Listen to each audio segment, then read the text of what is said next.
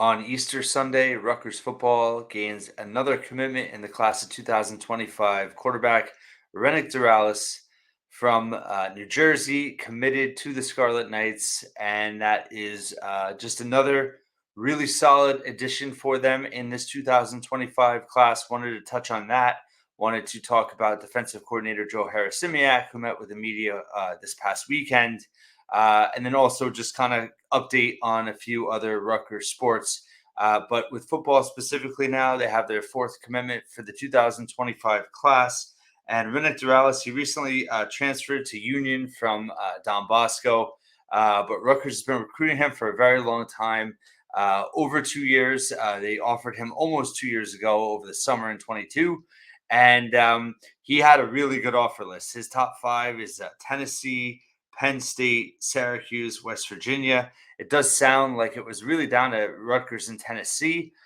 So this was a big time win. He's a 3-star in terms of all the rating services. He's a top 25 New Jersey recruit.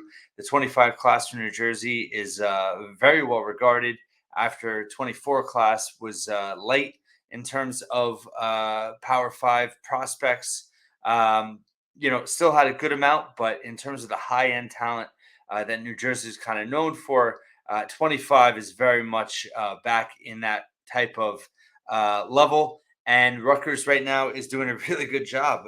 It's early, obviously, with the 2025 recruiting class, but they now have 3 New Jersey recruits. Most notably, Taliba Kaba from the linebacker from Hillside. He's a 4-star top 20 linebacker in the country.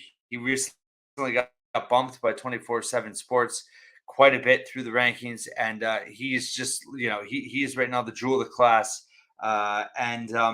Just lacing in what defensive coordinator Joe Harasymiak said over the weekend about now coaching linebackers once again with the departure of Corey Heatherman, who's now the defensive coordinator at Minnesota. If you didn't watch the press conference, and I have it on my YouTube channel, you can find it Aaron Brightman or Scarlet Faithful. Harasymiak is just so damn impressive in terms of everything that he speaks about, whether it's his desire to be at Rutgers, whether it's now coaching the linebackers once again. And he was asked a question about Moses Walker, the former 4-star linebacker, and his development, and how things are, too fast in the beginning and then too slow. And then they kind of mix in between. And that's how he knows his, kind of where he needs to be and how far that player has come. And I think Moses Walker has a real chance to be a big time contributor in 24, especially now with the injury of Terry Powell. Harasymiak talked about Moses Walker's bond with Mo Toure because they both sat out that same year, 2 years ago, with an injured ACL. But just the way Harasymiak talks about the position, the defense, he had just the way he described Aaron Lewis and his wanting, meaning Lewis, being so hard on himself and wanting to be a better player for this team next year. Just everything Harasymiak talks about, it's just the way in which he does it. He's just very impressive, and Rutgers is really fortunate to have him. He's got a pedigree. I mean, he's the head coach at Maine. He was the defensive coordinator at Minnesota before coming to Rutgers. And he re-signed with Rutgers once again. And he talked about his respect and support of Greg Schiano. But he talked about being a Jersey guy, and just he's authentic and he's well spoken, and he is doing a really good job with this defense, and gives a lot of reasons to be hopeful and optimistic for this defense moving forward. But going back to the 2025 recruiting class, hearing those comments from Harasymiak, and then knowing that they have Taliba Kaba from Hillside coming in the 25 class, and the way he's moved up in the rankings, 6'3", 195-pound kid, is top 200 national recruit, is a big-time get for Rutgers. And he headlines the 25 class. So now you have Renick Dorilas, 3-star from now Union cornerback. And then you have Jaden Elijah from Matawan, the offensive lineman. And then he's a top 20 New Jersey recruit per 24/7 Sports. And then you have the quarterback, Sean Ashenfelder, which Rutgers identified a long time ago. He's out of Florida. And it's a pretty solid to have four recruits in terms of the versatility in the class, the different position groups that they have, the talent level, and the skill sets that the four guys have. Rutgers is off to a really good start in 25. New Jersey, like I said, is well positioned to be a very strong state in this class. You never know, but I think the way that Rutgers has started things off has been very encouraging. And you're going to have plenty of recruiting news now in the next 4 weeks. Rutgers 1 week into spring practice now, and it's obviously a crucial spring. Shiano talked to the media on Tuesday. You had offensive coordinator Kirk Shiraka talk on Thursday, and then Harasymiak on Saturday. Again, all the press conference videos will be on my YouTube channel, so check them out there. But obviously the quarterback battle is huge this spring camp, but um, David Anderson. I've talked about just the importance of the younger players on the team getting core key reps, and how many can break the two deep, how many can have a role in the fall with so many returning starters back on both sides of the ball, specifically defense. It's going to be crucial not only to just bolster this team as a whole, but also to improve the depth for next season.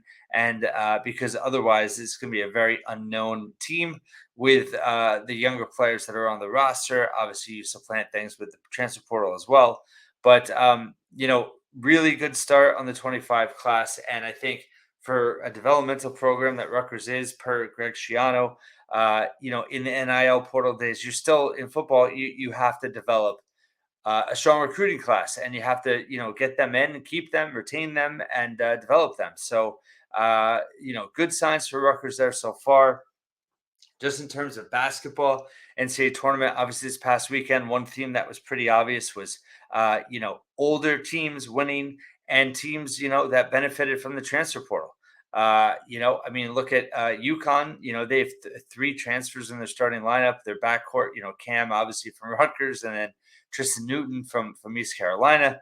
But just a lot of older players once again.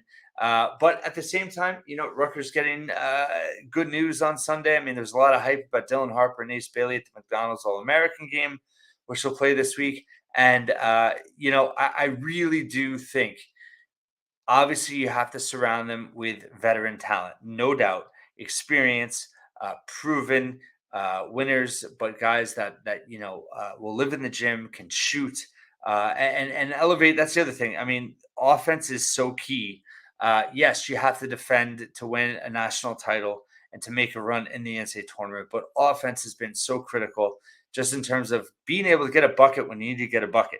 And, a lot of it is peaking. I mean, you saw NC State and the way they peaked. I mean, Alabama was struggling in the middle of the year at one point. So, Purdue and UConn have been the best two teams all season. So no surprise there. But, some interesting thoughts in regard to what's happening in this NCAA tournament compared to how Rutgers potentially could be next year. Obviously, the transfer portal is going to be critical to any and all success that Rutgers has.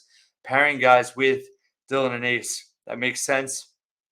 Fill roles and give this team its best chance to win. So, certainly intriguing, and there'll be plenty this week in terms of Rutgers basketball and recruiting. But I thought I would just touch on that there in terms of how things have gone. And I think I said this on my Spaces on Thursday. If anyone joined that, thank you for that. I got 2,000 listeners already. But I think Rutgers is prioritizing shooters above all right now, and that's what you need. You need guys that can hit shots. As much as you want to improve an offense, you have to have shooters. So more to come on that. And then just in terms of the rest of this, Rutgers spring sports, it's a pretty rough weekend. Rutgers men's lacrosse lost to Ohio State. Rutgers women's lacrosse lost to Northwestern.